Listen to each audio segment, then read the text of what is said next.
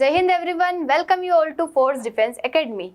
I hope you all are doing well for your SSB preparation. Today in this video, I'll be discussing about role of technology in agriculture. देखिए हमने last video में बात करी थी हमारे यहाँ का एग्रीकल्चर सिस्टम कैसा है और गवर्नमेंट के क्या क्या इनिशिएटिव से रिलेटेड टू एग्रीकल्चर। इसमें हम देखेंगे कि टेक्नोलॉजी का क्या रोल है, मतलब अगर हम टेक्नोलॉजी को यूज़ करते हैं एग्रीकल्चर में, मतलब बड़ी बड़ी टेक्नोलॉजी जो है जिस तरीके से दूसरे देशों में की जाती है, अमेरिका में की जाती है, तो उससे क्या होता है, उससे प्रोडक्शन बढ़ता है, एक तो मेहनत कम लगती है और कई सारे फायदे होते हैं टेक्नोलॉजी का यूज़ करने से। तो हम इस वीडियो में देखेंगे क्या क्या हो सकता है।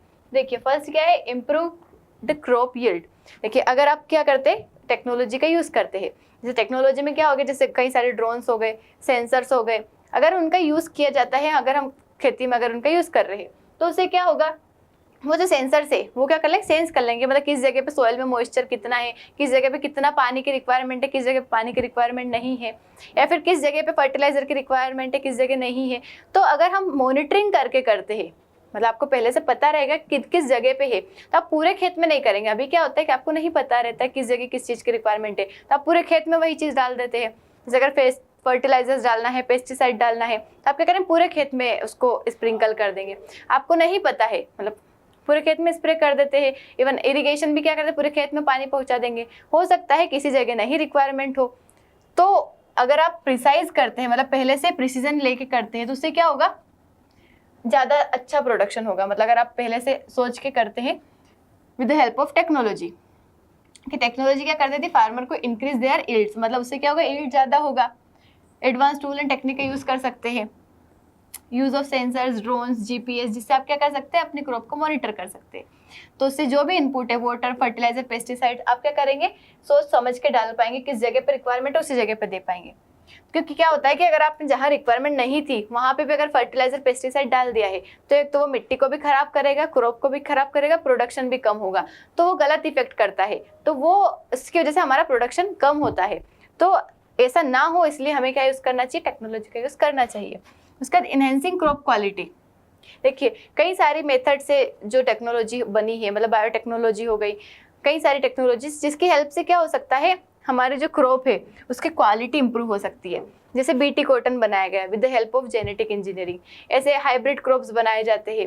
तो उससे क्या होता है, जो प्रोडक्शन अभी कम हो रहा है, मतलब जैसे अगर मान लो एक सोयाबीन का बीज है, उससे अगर आप अभी इतना सा प्रोडक्शन हो रहा था, तो वहीं अगर हम उसके अंदर टेक्नोलॉजी का यूज़ करेंगे, बायोटेक्नोलॉजी का, जेनेटिक इंजीनियरिंग का, हाइब्रिड अगर हम उसको बनाते हैं, तो उससे क्या होगा, प्रोडक्शन ज़्यादा हो जाएगा, तो क्रॉप यील्ड क्या हो जाएगी, बढ़ जाएगी, और क्वालिटी भी इंप्रूव हम इससे करवा सकते हैं। उसका सस्टेनेबल फार्मिंग प्रैक्टिसेस, टेक्नोलॉजी क्या करेगी, हेल्प करती है कि फार्मर जो है अपनी क्रॉप को क्या कर सकेंगे, लंबे टाइम तक क्या कर पाएंगे, सस्टेनेबल रख पाएंगे, मतलब लंबे टाइम तक रख पाएंगे, उससे सस्टेनेबल रहेगा। क्योंकि देखिए अगर आप पहले से प्रिसाइज करते हैं, मतलब टेक्नोलॉजी की हेल्प से हम जान पाएंगे कि हमारी क्रॉप को कितने फर्टिलाइजर की रिक्वायरमेंट है, कितने पेस्टिसाइड की रिक्वायरमेंट है। तो वो जो हम फालतू वेस्ट कर रहे थे, फर्टिलाइजर भी वेस्ट कर रहे हैं, तो हमारा वेस्ट भी हो रहा है फर्टिलाइजर्स का, और उसके अलावा जो आप मतलब फर्टिलाइजर उसमें डाल रहे हैं जहाँ रिक्वायरमेंट नहीं है वहाँ, तो वो क्या कर रहा है, आपकी मिट्टी को खराब कर रहा है, क्रॉप को खराब कर रहा है। तो आने वाले टाइम पे क्या हो जाएगा, फार्मिंग प्रैक्टिसेस डिफिकल्ट हो जाएगी, वहाँ पे प्रोडक्शन बहुत कम हो जाएगा। लेकिन आप प्रिसीजन के साथ करते हैं, सोइल हेल्थ कार्ड बनवा के करते हैं, तो उससे क्या होगा, प्रोडक्शन ज़्यादा होगा और लंबे टाइम तक होगा। प्रिसीजन एग्रीकल्चर से क्या होगा, अमाउंट ऑफ केमिकल्स जो नीड हो रहा है ग्रो क्रॉप्स करने के लिए, उसका क्रॉप रोटेशन हो गया, कवर क्रॉपिंग हो गया, ये सब सॉइल की हेल्थ को इंप्रूव कर देते हैं। सॉइल की हेल्थ अगर इंप्रूव रहेगी तो लंबे टाइम तक चलेगी।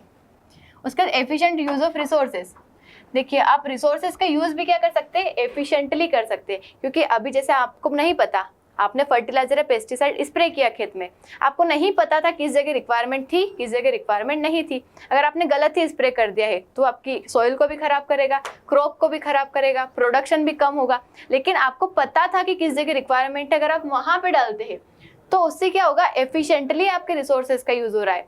आपका एक तो वो जो फालतू वेस्ट हो रहा था, क्योंकि फर्टिलाइजर, पेस्टिसाइड ऐसे सस्ते तो आ नहीं जाते हैं, उनमें भी पैसा लगता है, वो भी बचेगा, पानी भी बचेगा, मेहनत भी बचेगी, टाइम भी बचेगा, कई सारी चीज़ें बचेगी। एफिशिएंट यूज़ होगा आपके काय का, रिसोर्सेज का।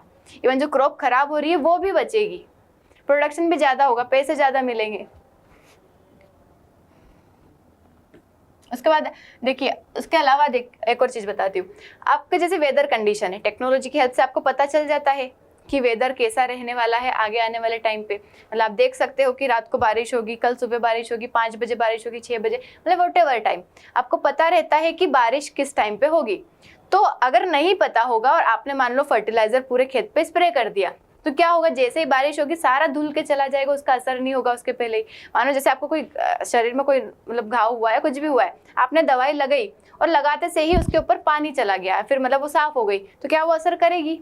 नहीं करेगी। इसी तरीके से फर्टिलाइजर या पेस्टिसाइड अगर आपने खेत पे स्प्रे किया है और बारिश बहुत ज़्यादा हो जाती है तो वो सब धुल जाएगा, मतलब वो असर नहीं करेगा आपके खेत पे। तो उससे क्या होगा, आपके रिसोर्स क्या हो रहा है, वेस्ट हो रहा है। इसके अलावा जैसे आपने मान लो अभी बीज बोया है, ठीक है, नया नया जैसे बीज बोया ही है, सुबह बोया है और शाम तक बारिश हो गई, बहुत तेज बारिश हो गई, तो जो बीज ऊपर ऊपर रहता है, हम बहुत अंदर तो बोते नहीं है, तो क्या होगा, वो बह के चला जाएगा, तो वो वेस्ट हो जाएगा। तो ये अगर प्रिसीजन के साथ अगर आप करेंगे, आपको पता रहेगा कि वेदर किस तरीके का है, कब बारिश हो सकती है, कब आंधी तूफान आ सकता है, उसके अकॉर्डिंग करेंगे तो आपको वेस्टेज नहीं होगा चीज़ों का। उसके बाद स्मार्ट सप्लाई चेन मैनेजमेंट।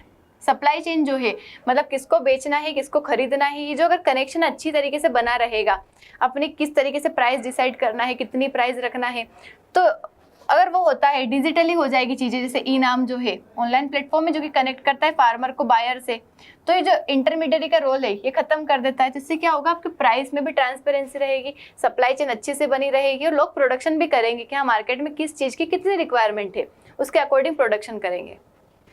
उसके अलावा इम्प्रूव्ड क्वालिटी एंड सेफ्टी। देखो टेक्नोलॉजी से क्या होगा, क्वालिटी एंड सेफ्टी जो है प्रोडक्ट्स की वो बढ़ेगी। कई सारी मेथड जैसे कि कंप्यूटर विजन हो गया, डीप लर्निंग हो गया, जो खेत को मॉनिटर करना, डिसीज के बारे में पता लगाना, नए नए चीज़ों का प्रोडक्शन करना, मतलब हाइब्रिड वेराइटी हो गई, जेनेटिक इंजीनियरिंग की हेल्प लेके, उससे क्या होगा, क्वालिटी बढ़ेगी चीज़ों की और सेफ्टी रहेगी। मतलब वो कोई डिसीज से, मतलब हो सकता है आगे आने वाले टाइम पे कोई डिसीज लगने वाली हो तो वो भी नहीं लगेगी अगर हम उसको टेक्नोलॉजी की हेल्प से उसको बनाएंगे, जैसे बायोटेक्नोलॉजी जो होती है।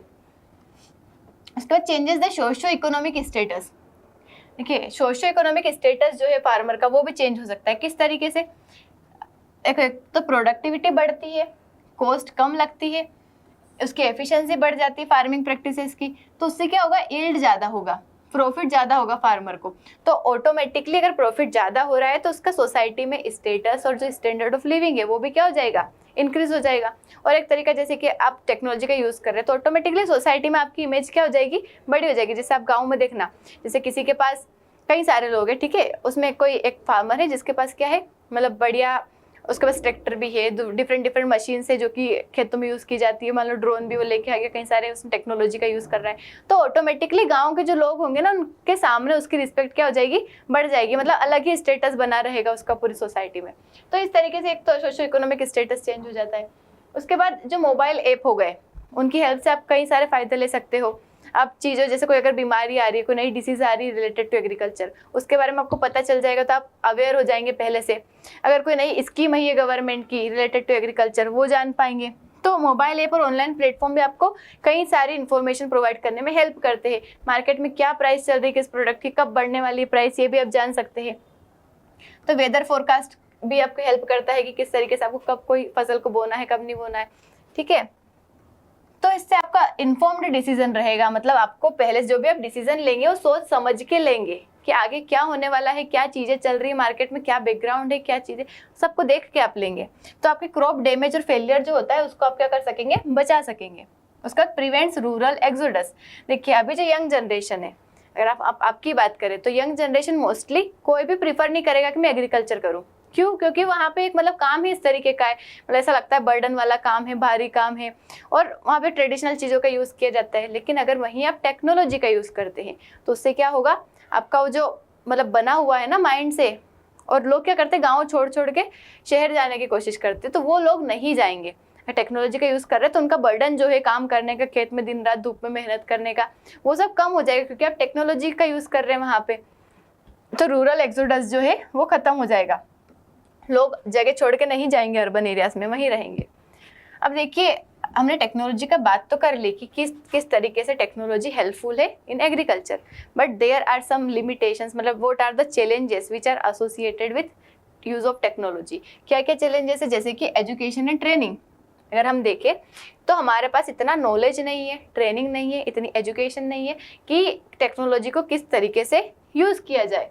मतलब इनएडिकेट स्किल्स है फार्मर के अंदर। फार्मर जनरली बहुत ज़्यादा लिटरेट नहीं होते हैं, तो उनके पास इतना नॉलेज नहीं रहता है कि मुझे टेक्नोलॉजी को किस तरीके से यूज़ करना है, तो ये एक चैलेंज बन जाता है। उसके बाद टेक्नोलॉजी एंड इंफ्रास्ट्रक्चर इतना ज़्यादा अवेलेबल नहीं है, मतलब जैसे जो टेक्नोलॉजी को इम्प्लीमेंट करने के लिए रिक्वायर्ड होता है, पावर कनेक्शन चाहिए आपको, रोड की कनेक्टिविटी अच्छे से चाहिए, उसके बाद कई सारी चीज़ें, स्टोरेज फैसिलिटी ये नहीं हो पाती है, ट्रांसपोर्ट फैसिलिटी नहीं हो पाती है, तो इनकी वजह से टेक्नोलॉजी को यूज़ करना एग्रीकल्चर में ये क्या बन जाता है, एक तरीके से डिफ़िकल्ट बन जाता है। उसके अलावा इकोनॉमिक एंड पॉलिसी इशू, देखिए अगर आपको टेक्नोलॉजी को यूज़ करना चाहिए, मतलब अगर करना चाहते हैं तो उसके लिए रिक्वायरमेंट क्या की है, पैसे की। पैसे कहाँ से मिलेंगे, या तो बैंक से मिलेंगे, तो उसकी जो फैसिलिटी, क्रेडिट फैसिलिटीज़ जो होती है वो क्या होती है, एक्सेस टू क्रेडिट, मतलब लोगों के पास, फार्मर्स के पास कम होता है, अवेलेबल नहीं होता है, मनी नहीं होना उनके पास, बैंक का लोन नहीं मिल पाना, तो किस तरीके से न्यू टेक्नोलॉजी में इन्वेस्ट करें, क्या बन जाता है, डिफ़िकल्ट बन जाता है उनके लिए। उसके बाद climate vulnerability and environmental issue, देखिए हमारे यहाँ का क्लाइमेट जो है, कभी मतलब कभी हेल हो रहा है, मतलब फ्रोस्ट हो रहा है, कभी फ्लड आ रही है, मतलब और क्लाइमेट चेंज हो जाना, बहुत ज़्यादा फोग हो जाना, तो टेक्नोलॉजी को ऐसी सिचुएशंस में इम्प्लीमेंट करना डिफ़िकल्ट बन जाता है।